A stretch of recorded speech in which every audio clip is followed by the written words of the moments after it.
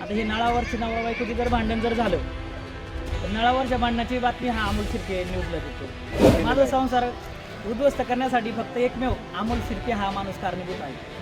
आणि हा अकोल्याचा अनेक व्यक्तींना त्यांनी त्रास दिला आहे. राजकीय पुढारी असतील, सामाजिक क्षेत्रातले असतील, सामान्य गोरगरीब असतील. गोरगरिबांच्या मुंड्या मिरगळूनच तो आजपर्यंत मोठा झाला आहे. तालुक्याच्या जनतेला एकच मी आवाहन करतो की हे अमोल शिर्के जो आहे तो एक नंबरचा खंडणीखोर माणूस आहे. सर्वांनी त्याच्यापासून सावधान राहा, सावध राहा.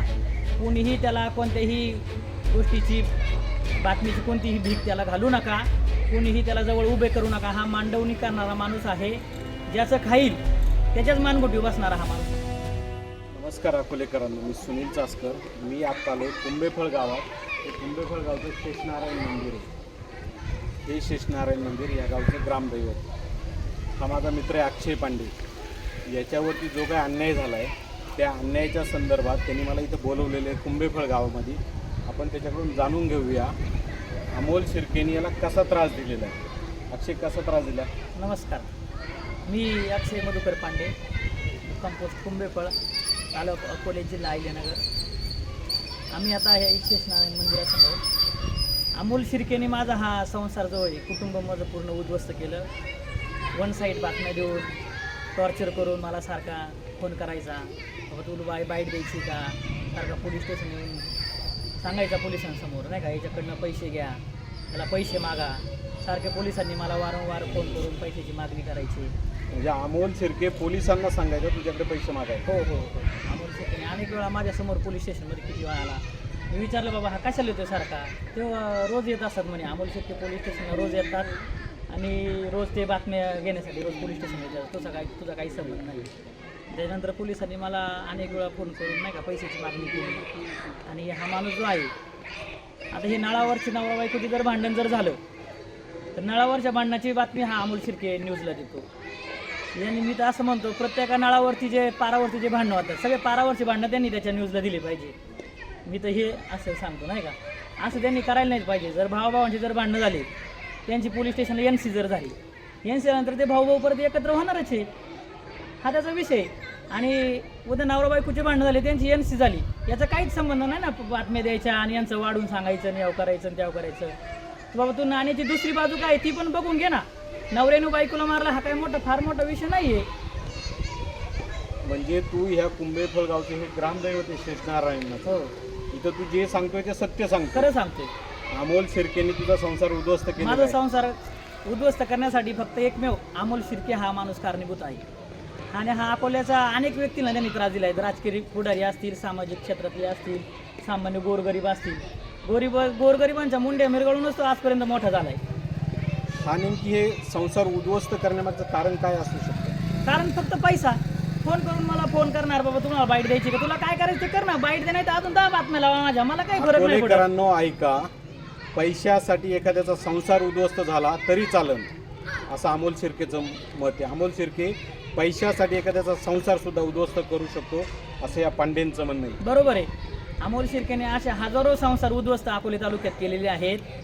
आणि हजारो जे गोरगरीब माणसं आहेत, काही पोलीस स्टेशन आले की मांडवली करण्याचं काम हा अमोल शिर्के पोलीस स्टेशनच्या माध्यमातून करतोय, असे एकंदरीत तिथं माझ्या निदर्शनात आलेलं आहे. आणि मी स्वतः डोळ्यांनी पाहिलेलं आहे.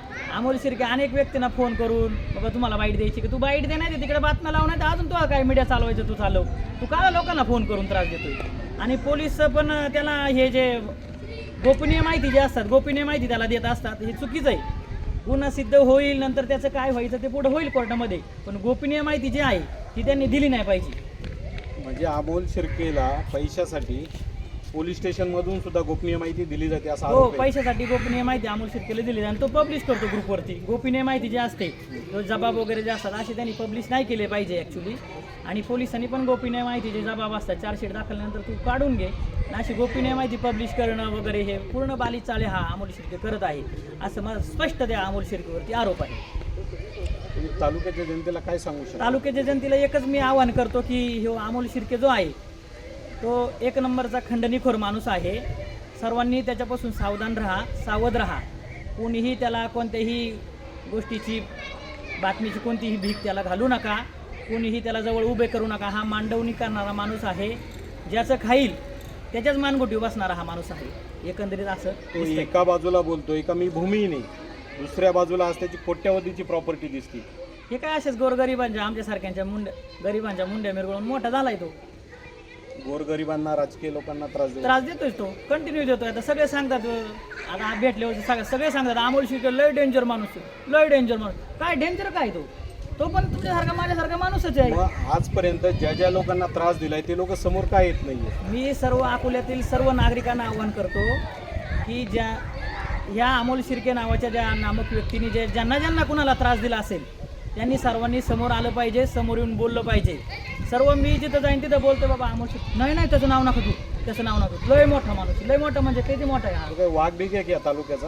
काय माहिती वाघ आहे का कोण आहे हा? वाल्मिक कराड जन्माला आलाय अकोले तालुक्यामध्ये. मी तर म्हणतो डायरेक्ट सरळ अकोले तालुक्याचा वाल्मिक कराडे अमोल शिर्के असं तुम्ही बोलताय. वाल्मिक कराडच आहे तो अमोल शिर्के.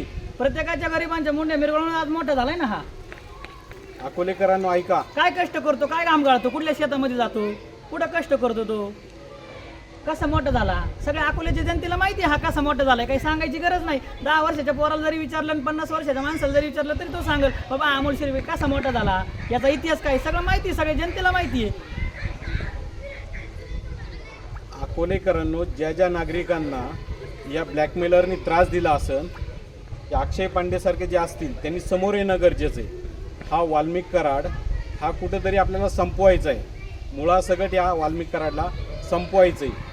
ज्यांच्यावरती अन्याय झाला असेल अशा लोकांनी पुढे येणं गरजेचं आहे. पण अक्षय, समजा तू आता या शेषनारायणाच्या मंदिरासमोर आहे, तुला मी काय आमिष दाखवून हे बोलायला लावलंय का काही? मला आम्ही दाखवायची काही गरज नाही, मला गरज पण नाही. आम्ही कष्ट करणारे माणसं. आम्ही पण किती शून्यातून वरती आलो हे सगळ्या कुंभेफळ गावातली नगरीतल्या लोकांना माहिती. आणि आम्ही काय कष्ट करतो हे सगळ्या जनतेला माहिती ना, अकोले तालुक्यातल्या सगळ्या माणसाला माहिती, आम जनतेला माहिती आम्ही किती कष्ट करतो आणि काय करतो. आम्ही कुणाचं काय गोरगरिबांचं लुबाडून नाही वर आलो. म्हणजे मी तुला पैशाचं आमिष दाखवलं नाही किंवा काही प्रेशर टाकून तुला बोलायला लावलंय? मला गरजच नाही पैशाची. आम्ही कष्ट करणारे माणसं आहे. आमच्यामध्ये ही धमक आहे कष्ट करण्याची. शेवटच्या श्वासापर्यंत आम्ही कष्ट करत राहणार. फक्त एवढंच आम्हाला माहिती. फक्त या अमोल शिर्केने जे अकोल्यातल्या ज्या आम नागरिकांना किंवा सामान्य जनतेला जो त्रास देतोय हा त्रास त्यांनी देऊ नये आणि छोटे मोठे नळावरचे भांडणे यांनी मीडियावरती आणू नये, एवढीच माझी माफक अपेक्षा आहे अमोल शिर्केकडे. हे मीडियावरती आणणं, कॅमेऱ्याचा धाक दाखवणं, हे सगळं पैशासाठी चालू आहे. पैशासाठीच करतो तो. मला सुद्धा फोन करतो बाबा तुला काय द्यायचं का. मला कशाला फोन करतो? तुला काय द्यायचं तिकडे तो मीडिया उलटा पालटा कर ना. मला काय करायचं मीडियाचं? तू फोन करणार, नंतर मांडवली करणार, नंतर गोड बोलून घेणार, नंतर हे करणार, याला पैसे मागायला लाव, दुसऱ्याच्या हातून पैसे मागायला लावणार. आणि आम्ही तर काय कुणाला भीक घालणारे नाहीचे. आम्ही पण कायदा वाचतो. आम्ही पण कायद्याचे अभ्यासक आहे. डॉक्टर बाबासाहेब आंबेडकर असतील, शाहू फुले असतील, आंबेडकर असतील, शिवाजी महाराजांच्या विचाराचे आम्ही वैचारिक वाद असते. आम्ही सगळं जाणतो. आम्ही पण कायदा अभ्यासतो.